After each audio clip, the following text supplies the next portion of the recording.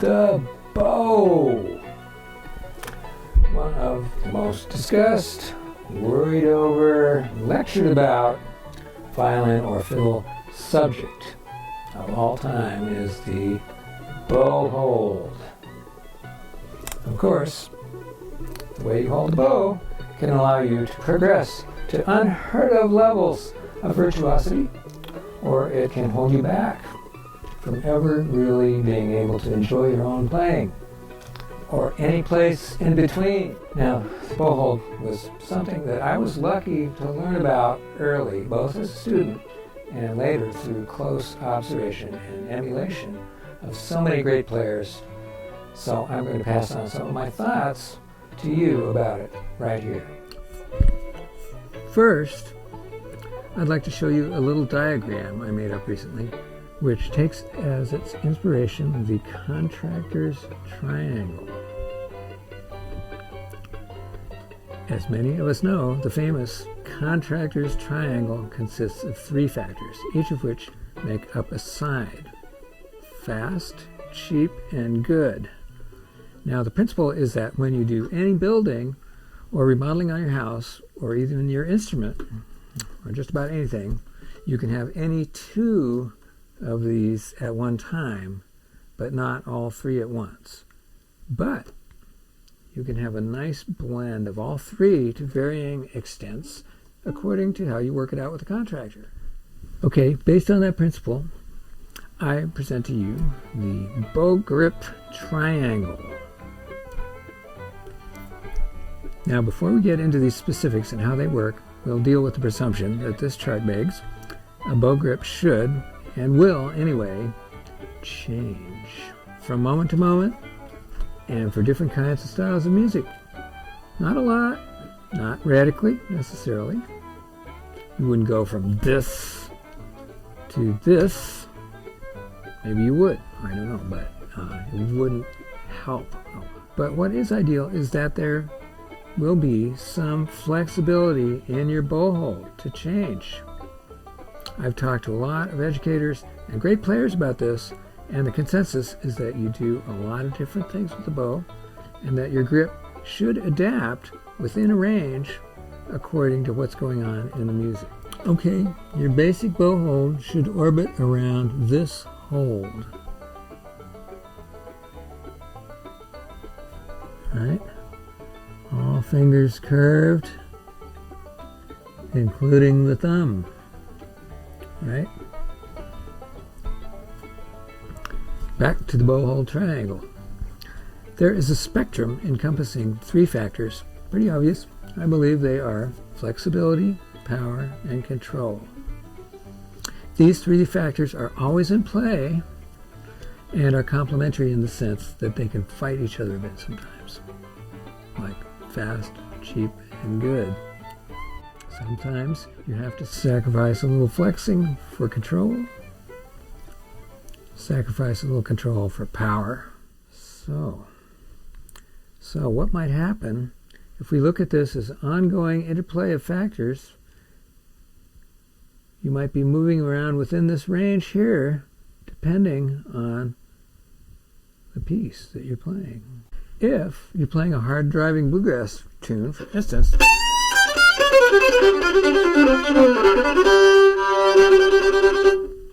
you might be moving a little bit this way toward power, which will change your grip. If you want to do some really tweaky off-the-string stuff,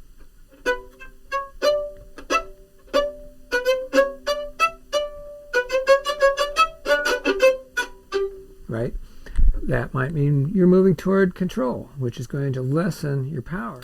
The ideal thing is to keep your grip always in a range near the center so you get a nice blend of all the factors, but always changing slightly so you're flexible and staying relaxed. Because if we just try to keep the same grip all the time, just like maintaining any position for a long time, it eventually will have a lock-up situation and nothing can happen. Anyone who sat on a plane or in front of a computer for 6 hours and not gotten up knows exactly what I'm talking about here. So what makes flexibility? What makes power?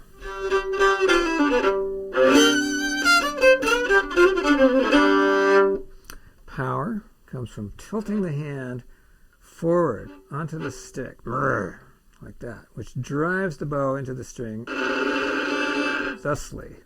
You might not want to do it that hard. When we combine it with a faster bow or a smoother motion, we get all kinds of grind. One nice thing about this, if we're doing it right, we get also a little bonus flexibility because of the wrist, right? Because we're tilting a little bit, and that tilts the wrist in the direction of flexibility. But because we're pressing down the whole assembly, it's under load, so that flex is subject to pressure, which can be harmful, and is certainly going to affect our control as well. You can't really use fine finger control to subtly change tone with this unless you're high-fits or somebody. Most of us aren't high-fits. If we flatten out our hand, we get more control. We spread our fingers out. We get a lot more control of all kinds of subtle bow movement on and off the string, nice short stuff, tone manipulation, and so forth, right?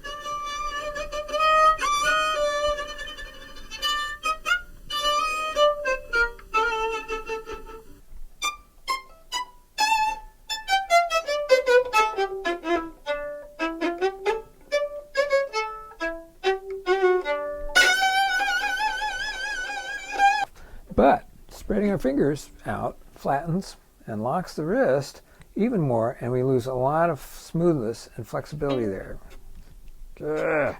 And also, to some extent, we lose power, because if we want power with this grip, we're pulling like this. And that affects the elbow and causes, you guessed it, pain.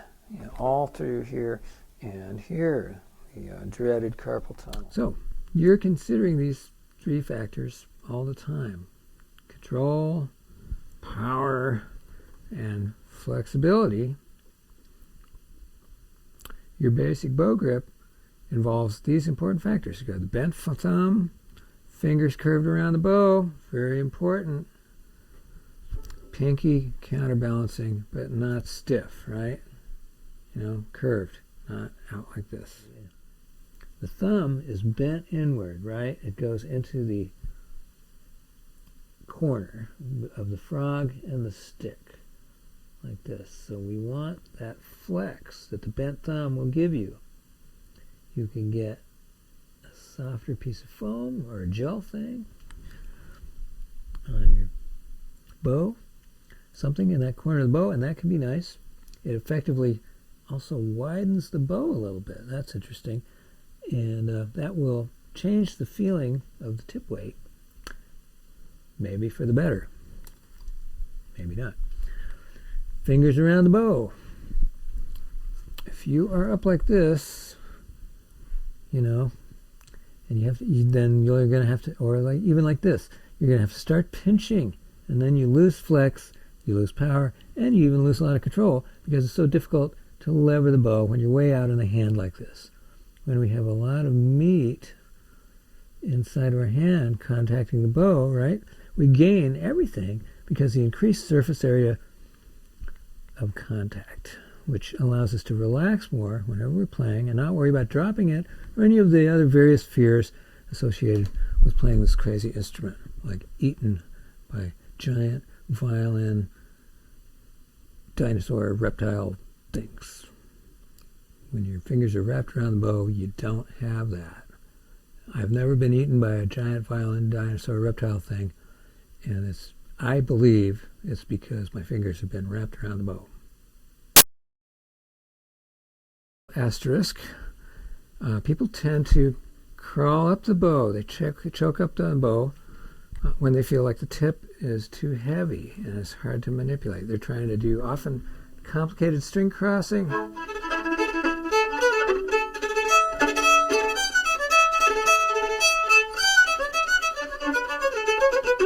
Right, Celtic stuff, tying across.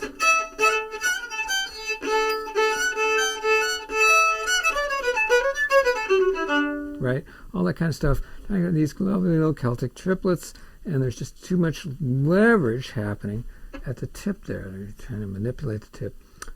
Moving up the bow makes the tip perceptually lighter, easier to wave around. Of course, the frog becomes this weird counterweight, which to me defeats the purpose a little bit, because you're having to move the frog around, and you lose your nice finger contact area that the frog provides. It's this nice contact. These two middle fingers really, have a lot of nice contact there on the frog.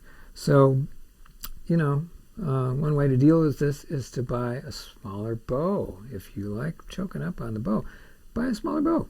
Get a 3/4 size or a lighter bow, or one of those wonderful Baroque bows, which now you can get pretty cheaply. Many people use the Texas grip if you're from Texas, the Missouri grip if you're from Missouri, the Georgia grip if you're from Georgia. But made internationally famous by Mark O'Connor, but it's very common grip among fiddle players, especially American fiddle players. It's flexible. It works very well. You get a lot of leverage. There's really not a lot wrong with it, except that you lose a little bit of lateral control, which can be regained if you have a really large hand. So there's our two little asterisks. And again, this is one of the most worked over issues in string playing. Everybody, no matter how long they've been playing, is involved in monitoring or evolving or changing or thinking about, in some way, their bow hold. It's a constant thing, no matter how far along you are or how many years you've been playing. I'm hoping that being aware of these three factors will help you in your quest toward comfort and joy. I think there's a song there. With the violin, the fiddle, the cello, or any instrument that uses one of these magic wands.